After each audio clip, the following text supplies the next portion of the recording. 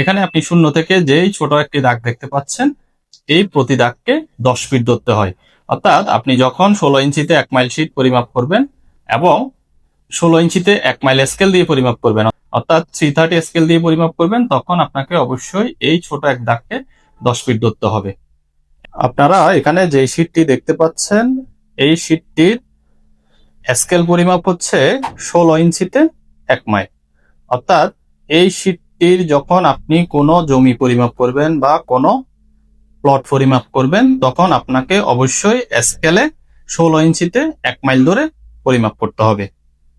এবং এই শীট পরিমাপ করার জন্য আপনি যদি ফিট স্কেল ব্যবহার করেন, আমার হাতে যে স্কেলটা দেখতে পাচ্ছেন, এটি হচ্ছে 330 স্কেল।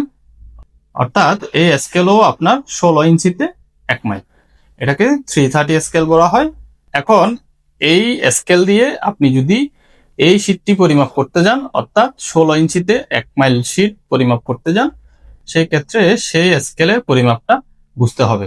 যখন আপনার শীট 16 ইঞ্চিতে 1 মাইল হবে, তখন আপনি এই স্কেলের প্রতিটি দাগকে, এখানে আপনি শূন্য থেকে যেই ছোট একটি দাগ দেখতে পাচ্ছেন, এই প্রতি দাগকে 10 ফিট ধরতে হয়।